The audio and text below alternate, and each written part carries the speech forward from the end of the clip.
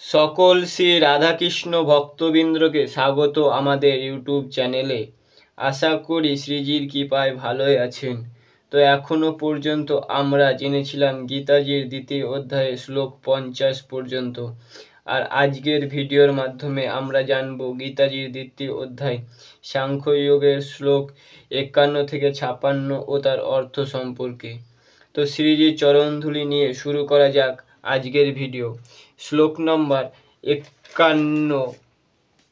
কর্ময়ং বুদ্ধিযুক্তা হি ফলং ত্যক্ত্বা মনীষিণাঃ জন্মবন্ধ বিনির্মুক্তা পদং গচ্ছন্ত্যনাময়ম।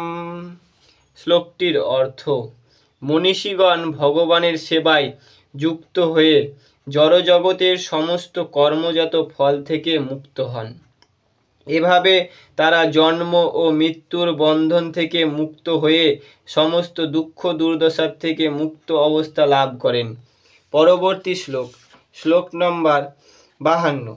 यदा ते मोहकलिलं बुद्धिव्यातितरिष्यति तदा गन्त्यासि निर्वेदं শ্রোতব্যস্য শ্রোতস্য চ।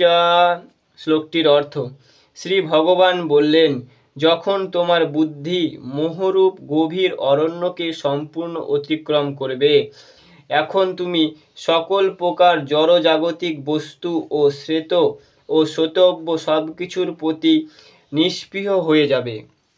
পরবর্তী শ্লোক, শ্লোক নম্বর 53। শ্রুতি বিপ্রতিপন্যাতে यदा हस्यति निश्चला समाधावचला বুদ্ধি তদা যোগমবংশসি। শ্লোকটির অর্থ: শ্রীকৃষ্ণ বললেন, তোমার বুদ্ধি যখন বেদের অলংকারিক কঠিন ভাষার দ্বারা আর বিচলিত হবে না এবং আত্মোপলব্ধি স্তরে স্থির হবে, তখন তুমি দিব্য চেতনায় অধিষ্ঠিত হবে। পরবর্তী শ্লোক, শ্লোক নম্বর 54। अर्जुन उवाच स्थितप्रज्ञस्य का भाषा समाधिस्थस्य केशव स्थितधिः किं प्रभाषेत কিমাসিত ব্রজেত কিম। শ্লোকটির অর্থ: অর্জুন বললেন, স্থিতপ্রজ্ঞা অর্থাৎ স্থির বুদ্ধি সম্পূর্ণ মানুষের লক্ষণ কি, তিনি কিভাবে কথা বলেন, কিভাবে অবস্থান করেন, আর কিভাবেই বা তিনি চলাফেরা করেন। পরবর্তী শ্লোক, শ্লোক নম্বর 55।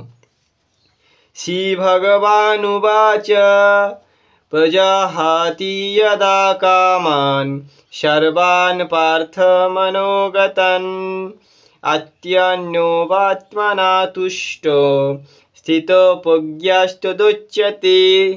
শ্লোকটির অর্থ: শ্রী ভগবান বললেন, হে পার্থ, মানুষ যখন মানসিক জল্পনা কল্পনা থেকে তৈরি হওয়া সমস্ত কল্পনা পরিত্যাগ করেন এবং তার মন যখন এভাবে পবিত্র হয়ে ওঠে, আত্মাকে জানে, পূর্ণ পরিতৃপ্তি লাভ করেন, তখন তাকে স্থিতপ্রজ্ঞা বলেন। তো আজকের শ্লোকগুলি থেকে আমরা শ্রীকৃষ্ণের কিছু অমূল্য জ্ঞান সম্পর্কে অবগত হলাম। শ্রী ভগবান বললেন, যারা প্রকৃতই কর্মযোগী তারা কর্ম সম্পাদন করার পর তা ভগবানের শ্রীচরণে সম্পাদনের মাধ্যমে ভগবান সেবা করেন, জড়জগতের সমস্ত কর্মফল থেকে মুক্তি লাভ করেন। তারা জন্ম ও মৃত্যুর বন্ধন থেকে মুক্তি লাভ করে। আরও বললেন, যখন আমাদের বুদ্ধি মোহরূপ অরণ্যকে পার করে, তখন সে সব জাগতিক বস্তুকে কেবল বস্তুরূপেই জানে আর ভোগ্য বস্তু বলে ভাবে না এবং নিজের আত্মাতেই স্থির থাকেন এবং খুশি থাকেন। তাছাড়াও আমাদের বুদ্ধি যখন স্থির হয় আর কোনো কিছুর দ্বারা বিচলিত হয় না, তখন আমরা দিব্য চেতনায় অধিষ্ঠিত হই বা অবস্থান করি। এছাড়াও আজকের শ্লোকগুলি থেকে আমরা জানলাম যে অর্জুন শ্রীকৃষ্ণের সহিত জানতে চাইলেন স্থির প্রজ্ঞা বিশিষ্ট ব্যক্তি কেমন হয়, তারা কি করে, কেমন করে কথা বলেন এবং কোন রাস্তায় বিচরণ করেন? উত্তরে শ্রী ভগবান বললেন, মানুষ যখন তার মনের সমস্ত কামনা পরিত্যাগ করে পবিত্র হয়ে আত্মাতেই স্থির থাকেন এবং পরিতৃপ্ত অনুভব করেন, একেই স্থির প্রজ্ঞা বলেন। স্থির প্রজ্ঞা শব্দের অর্থ হলো নিজের বুদ্ধিতেই স্থির থাকা। তো এখানেই শেষ করলাম আজকের ভিডিওটিতে ভালো লাগলে একটি লাইক করবেন, চ্যানেলটি সাবস্ক্রাইব করবেন এমন আরও ভিডিও পাওয়ার জন্য। রাধারানীর কৃপায় আপনারা সকলে ভালো থাকুন, সুস্থ থাকুন, খুশিতে থাকুন। দেখা হবে পরবর্তী ভিডিওতে। রাধে রাধে।